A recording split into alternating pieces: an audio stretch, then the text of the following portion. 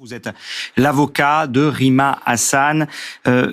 Maître, est-ce que vous savez précisément ce que la police judiciaire reproche à votre cliente ? Alors, à ce stade, on ne sait pas précisément ce que la police judiciaire reproche à Rima Hassan. En revanche, on sait que c'est en lien avec des publications qui auraient été faites à la fin de l'année 2023. Mais en tout cas, une chose est certaine, c'est que Rima Hassan s'est toujours conformée à la loi, qu'il n'y a strictement aucune espèce d'infraction pénale qui serait caractérisée en lien avec ces différentes publications sur la question de Gaza. Est-ce que vous nous dites aujourd'hui, en direct sur France Info, que Rima Hassan n'a jamais justifié d'une quelconque manière les attaques du 7 octobre ? Il n'y a pas eu de justification de sa part des attaques du 7 octobre. Elle a tenu des positions par rapport à la Palestine qu'elle a toujours justifiées, aussi bien d'un point de vue factuel que d'un point de vue juridique, parce que je rappelle notamment que c'est une juriste.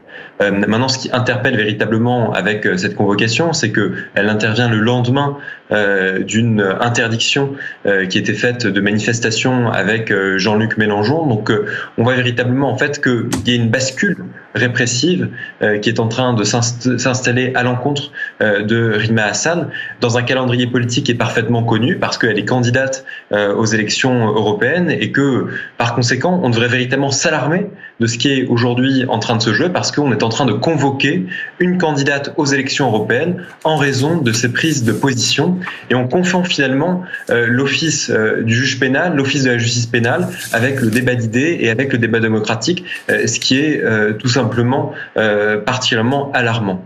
Votre cliente dénonce une manipulation politicienne. Est-ce que vous avez des éléments qui vous permettent de dire qu'il s'agit d'une manipulation politicienne et de qui est-ce qu'elles viennent ?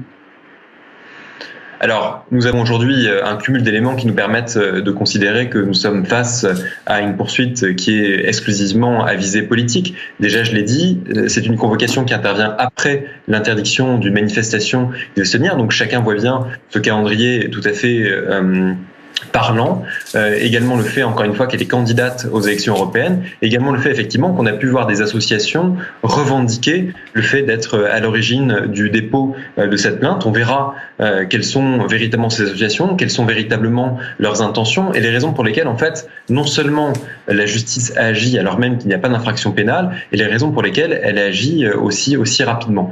Encore une fois, je crois que nous sommes en train de traverser une période extrêmement dure parce que on voit que sur la question de Gaza, il est indispensable que des voix puissent se faire entendre au regard des violations du droit humanitaire, au regard aussi de ce qu'a pu dire la Cour internationale de justice, et qu'on a le sentiment finalement qu'il y a une chape de plomb sur ces différentes expressions au profit soit d'interdictions administratives qui sont décidées par notamment des préfets, soit désormais par une criminalisation, autrement dit par un passage devant des officiers de police pour avoir à répondre de ce qui en fait résulte exclusivement d'un débat d'idées. Maître, est-ce que vous craignez que votre cliente, qui est aussi donc candidate en 7e position sur la liste de la France insoumise aux élections européennes du 9 juin prochain, dans cette semaine, puisse être empêchée d'une quelconque manière de faire campagne ? Lorsque vous voyez que le droit pénal est dévoyé à ce point, j'ai presque la sensation que tout est possible. C'est-à-dire que vous avez aujourd'hui cette convocation. Par quoi sera-t-elle suivie ? Est-ce qu'on va tenter finalement de venir prolonger des poursuites à l'encontre de Rima Hassan ? Moi, en tout cas, je n'ose pas le croire.